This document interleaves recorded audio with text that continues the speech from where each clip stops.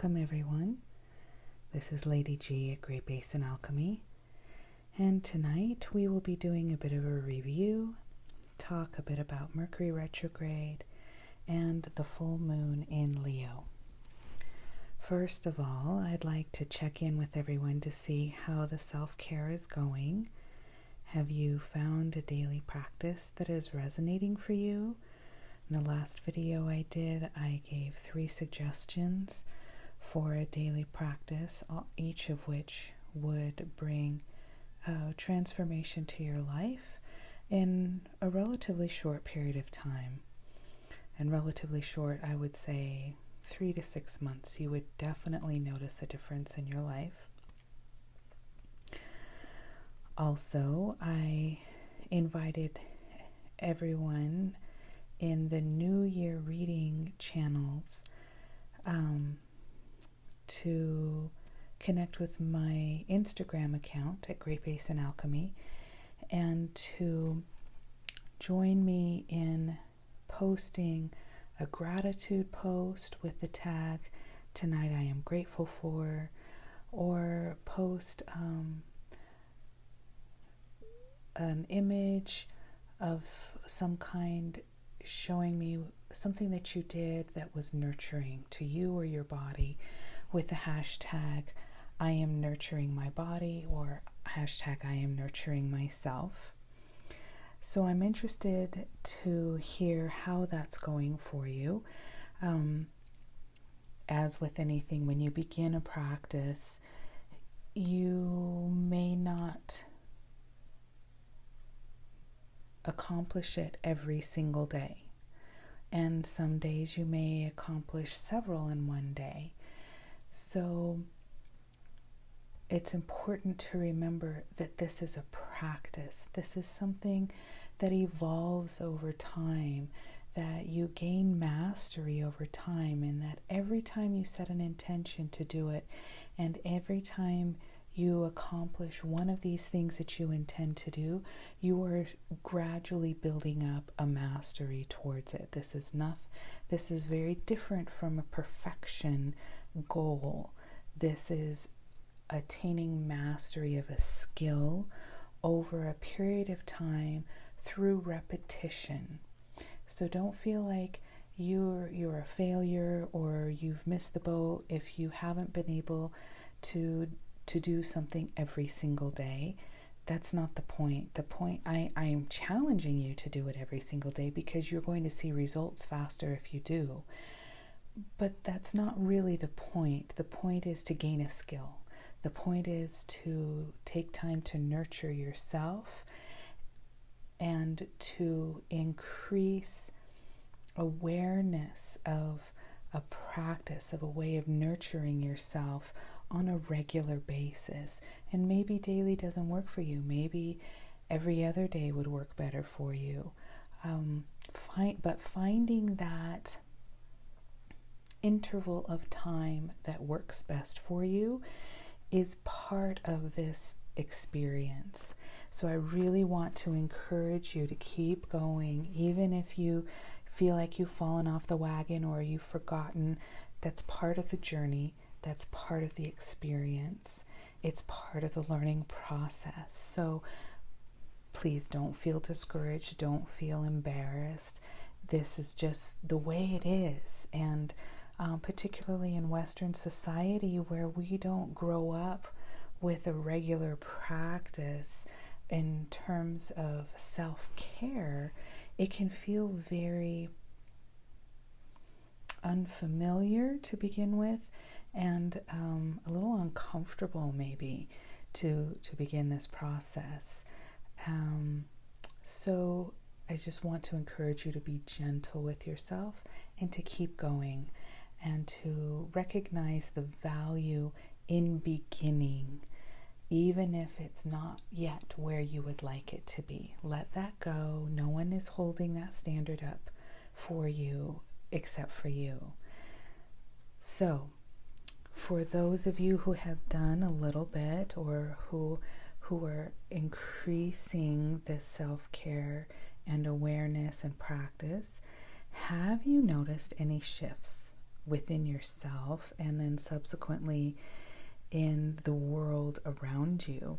I'm really interested to hear how this is going for you, not only because I think it's important to share with one another as a way of finding community and encouragement and celebration, but also because when you stop to think about things for yourself and you verbalize it or write it down, it cements something in place for you, not only within your own mind that you've accomplished something and that you notice that you are changing things for yourself, but it also is part of the placing your order practice. Because when you what you put attention to is what you create. So when you notice that you've achieved something, however small it might be, you are saying, more of this, please. And then it gives you the opportunity to express appreciation and value for what you have accomplished, even if it's just a little thing like, oh, I remembered when I was standing in the line at the grocery store, I remembered that I could have a positive impact on the people around me. I may not have remembered how to do that, but I remembered that I could do that. Even something just as simple as that is a shift, and it's worth celebrating. So please, I would love to hear how that's going for you and how I can encourage you and support you more. So please feel free to leave that in the comments below. Also, how are your new moon intentions coming? So we've had 3 months, three moon cycles now of new moon intentions.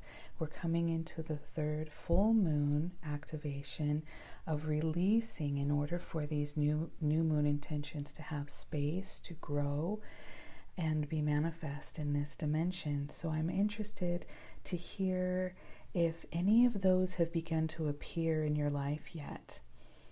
And if not, are you seeing movement that will or could lead to those intentions having room to manifest in this dimension? Again, I'm very, very interested in hearing how this is going for you for the same exact reasons. So please feel free to post those. And also feel free to post those in Instagram, and you can tag Great Basin Alchemy in those, and new moon intentions or full moon release. And we can start building a community there as well of like-minded people who can encourage one another. That would be really, really wonderful. If you haven't seen any shifts or changes yet in your life, don't be discouraged, because it's very possible that there will be some very big shifts for you during this Mercury retrograde. And it's notable that we entered the Preshadow on February the 1st or the 2nd, depending on where you are on the planet.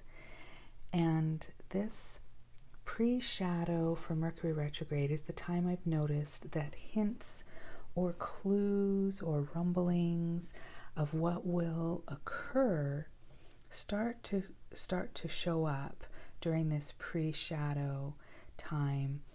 And it's showing us what is ready to be shifted or upgraded or released from our lives. So we observe Mercury to travel through the same area of the sky 3 times during the Mercury retrograde cycle. So say this line here is the area that Mercury is going to go backwards in. So as Mercury comes and hits this point where it will reverse to as we go forwards through this space, this is called the Preshadow time. And then we reach this point where Mercury will station direct, which means he will stop, it will appear to stop moving, and then it will travel backwards to this point, and then it will station again. Actually, this one is station retrograde, and this is station direct. So once it gets to this point, it will stop movement according to our ability to how we see Mercury from our planet. It doesn't actually go backwards. It's just what we see from our planet and the way that our orbits interact with one another. So then here at this point, it will stop in station direct, and then it will move forward again. And this moving forward is called the post-retrograde shadow. And then once it reaches this point again where it began the retrograde motion, then we are free and clear of all of the energies that have happened during the forward, backwards, and forwards time through this space in the sky during the Mercury retrograde cycle. So all in all, it's about 9 weeks of time. Each section takes approximately 3 weeks to travel through there, for Mercury to do its traveling. And so we began this portion this last Saturday. So it would have been about a week before the full moon. We began this first pass through that cycle. And so when we begin this first pass, we begin to notice it's like a preview of the main event being this retrograde motion. And if this particular main event is going to be impactful for you, you might actually begin to experience the main event from the moment that Mercury enters this shadow phase right away. So it affects everyone a little bit differently. So don't feel bad if you're not really having a bad time and you want to join in the drama with everyone else, or if you're having a really difficult time and no one around you seems to be. It's very different for each person, and it's going to be important for you to pay attention to where these degrees fall in your natal chart, because that is where it's going to show up in your life, and whatever planets are within that degree interval. And I will give that in just a moment. So you get the preview, the first pass through, and then the main event is what I call the unraveling. And this is where whatever is ready to shift, upgrade, or purge will happen during this retrograde time. And then during the post-shadow, the third and last pass through this area of the sky is what I call the reweaving. And that's during which that time this new piece of you will be created. So all of these pieces will come together with the new pieces that you brought in, that we're ready to bring in. But it won't come together in the way that it used to be. It's going to be a brand new area of the puzzle of who you are and your life. And it will provide a sense of relief, actually, once it's all completed, and you'll say, wow, this really feels good. Even if you have a little bit of upheaval going on, you'll know that this feels right, this feels good. I was ready for that change, and I'm so glad it happened, even if it was rough during the time. So the degrees, so look on your natal chart. This particular Mercury retrograde occurs between Aquarius 28 degrees 13 minutes and Pisces 12 degrees 53 minutes. So say this is the Aquarius point, 28 degrees 13 minutes, and then this is the Pisces point, 12 degrees 53 minutes. So between this interval of those degrees, if you have any planets or any asteroids or any events of significance between those degrees, then you are going to notice some shifts and changes and some things come up for you. So take a look on your natal chart to see where that falls for you. So, because this Mercury retrograde involves Leo, so we're in the full moon of Leo, it is going to involve Pisces, the new moon in Pisces, and Virgo, the full moon in Virgo.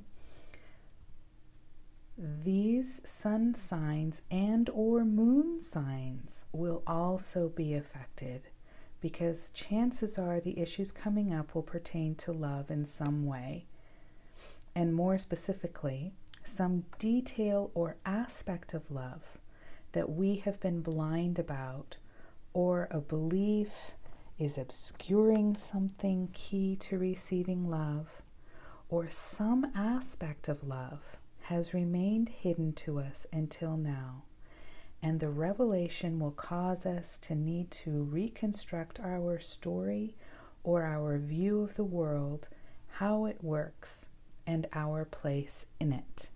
So the moon sign, your moon sign in your natal chart, is your intimate side, your private side.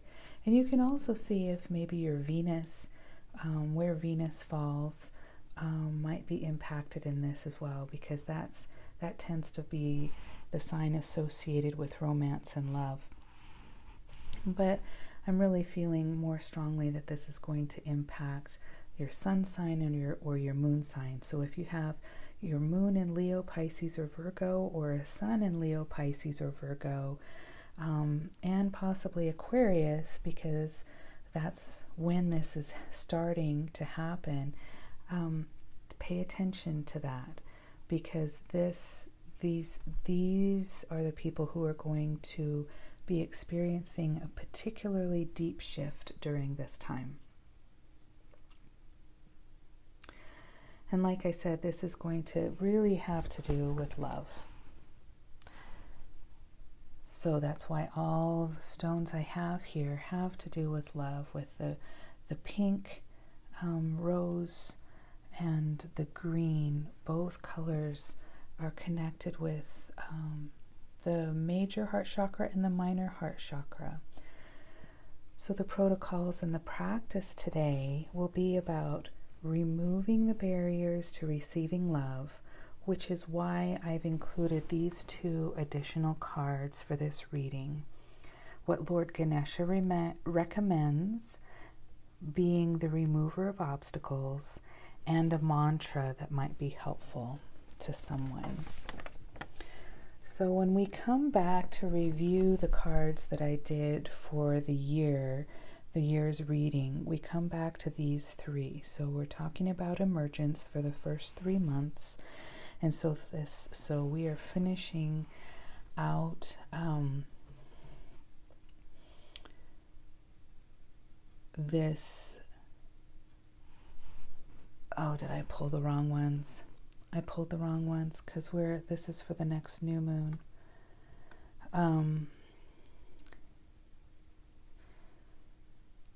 This is for the next new moon. All right. It's okay though. I'm gonna keep going on this because it's still relevant. It's still relevant. It's still part of all of this. And it's the energy that is going to continue into the next new moon because of this Mercury retrograde going on. But let me see if I can pull up these other cards really quickly. Okay, yes. So it was Howlite.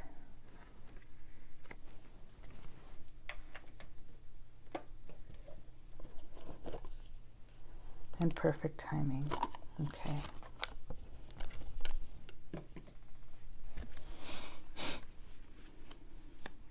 Okay. I'm still going to talk about these. And we'll see if the next new moon has any more insights for those. Okay.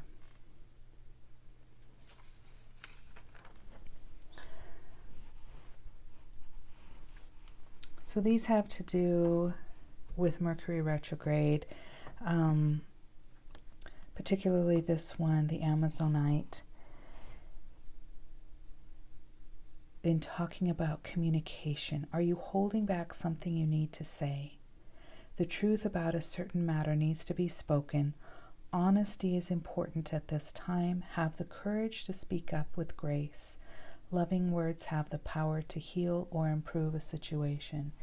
So Mercury is about communication, and this is why technology is considered to be affected by Mercury retrograde, is because it has to do with communication. And oftentimes, if you are in a relationship, you will have some pretty significant misunderstandings at this time. So try to keep that in mind, or put a sign up somewhere, or multiple signs up through your home or in your car or wherever it is that you tend to be when you have a fight, because there tends to be patterns in relationships when these things happen. Try to put up a sign to remind yourself, we are in Mercury retrograde. Even if it's not technically the retrograde, we're still in the shadow area. You're going to need to take extra care to make sure that what you say is understood by those around you. And that includes at work, that includes with your children, that includes with your family, not just your partner. So speaking your truth and being honest and not hiding something is going to be really, really important. And you may not even realize that you're hiding something, and that will come out during the retrograde cycle. And I can't help but also think that this is going to impact this impeachment process, even though the president was acquitted by the Senate today, actually, as I'm filming. I'm really feeling like this is not over. This is not over. There's more information that will come out, and we really need to hold the energy of integrity and honesty in our talk, in how we live, so that we can impact the world around us, so that we can gradually impact government as well, not only in the country where I'm living, in the United States, but around the world.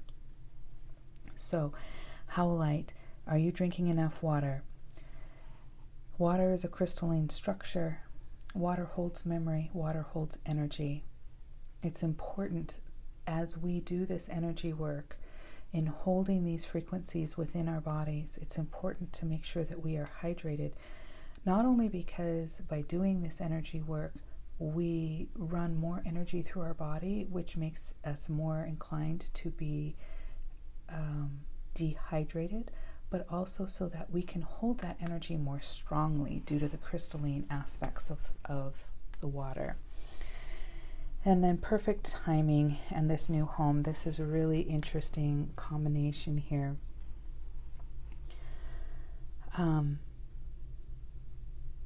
Because this is talking about home is where the heart is.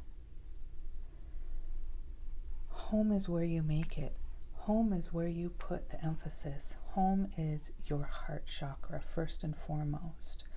Where you put attention, where you put love, where you create the experience you want to create, that is home for you. And it doesn't have to be an external situation such as Coachella or Burning Man or any other kind of an experience external to yourself. Home begins within you.